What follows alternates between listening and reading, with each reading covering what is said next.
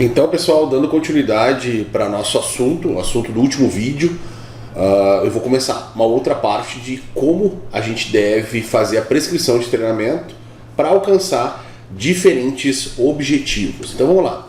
A primeira coisa que a gente precisa entender é a questão das adaptações à exposição à carga de treinamento. Eu já falava isso para vocês, já falei isso para vocês, fiz uma pequena introdução a respeito disso, mostrando que o treinamento físico, a carga do treinamento físico, ela precisa ficar em exposição a esse organismo, expondo-se a essa questão do músculo por um determinado período de tempo. Esse período de tempo irá promover, obviamente, as adaptações que nós desejamos para os diferentes objetivos, diferentes esportes, valências que nós queremos que o músculo adquira em termos de capacidade de contração, metabolismo e assim por diante. Bom, vamos começar falando um pouquinho isso. O sistema oxidativo, por exemplo, a duração de carga ela vai variar então entre 45 e 50 minutos. É óbvio que a intensidade que será imposta nesse período, nessa duração de carga, será proporcional para realizar 45 a 50 minutos sem que haja uma fadiga extrema. Então eu preciso gerar um processo de equilíbrio entre intensidade para que essa intensidade permita a duração do exercício durante 45 a 50 minutos.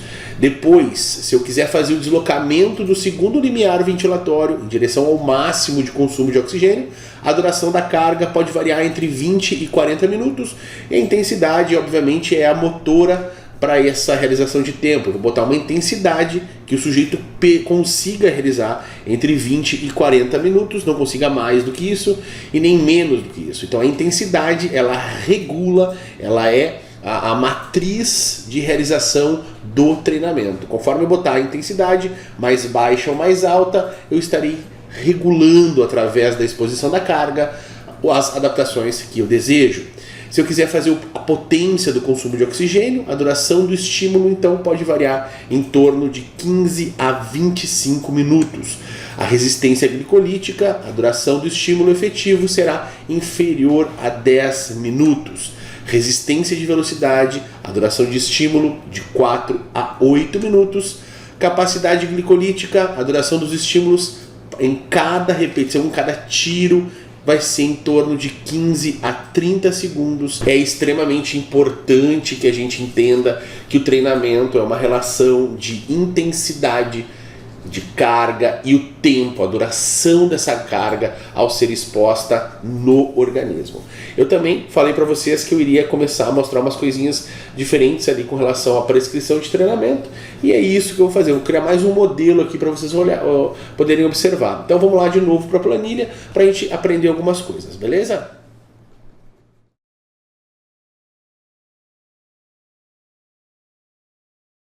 Então, estamos aqui na planilha novamente, na última parte que nós trabalhamos, aqui é a última periodização que eu fiz, e eu vou apagar tudo isso aqui. Eu vou vir aqui e vou deletar toda essa parte de periodização, ficamos com a planilha zerada. E vamos trabalhar. Olha lá, o sujeito ele vem, vamos supor, 5 vezes na semana.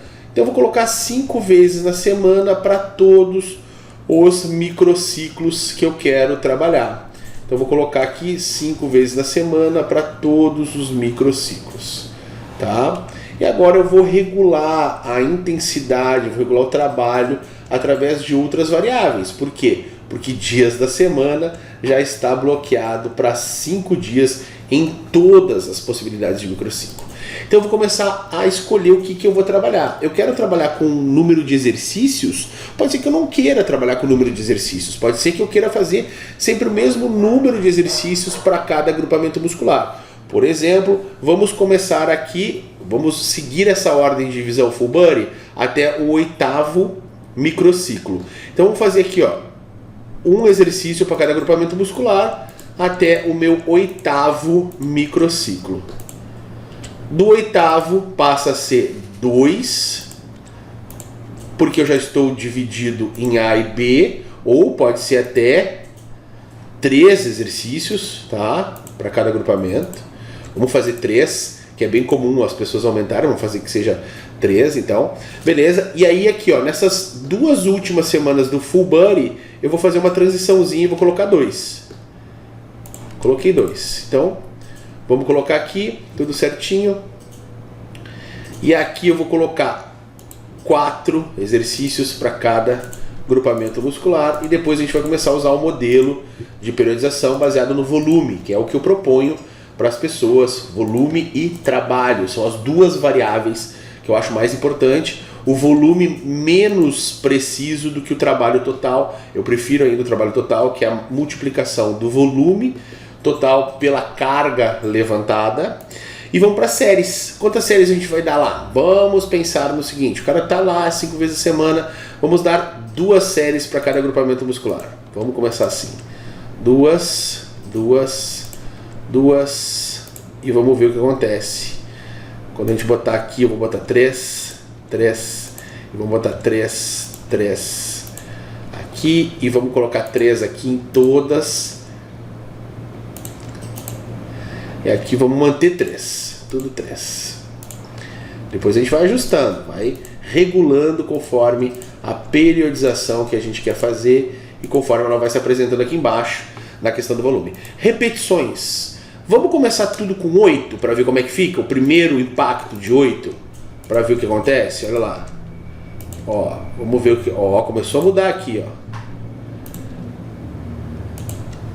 Então vou botar 8 em tudo. Se eu colocasse 8 em tudo e só ficasse utilizando as outras variáveis que nós colocamos ali. Usei repetições 8.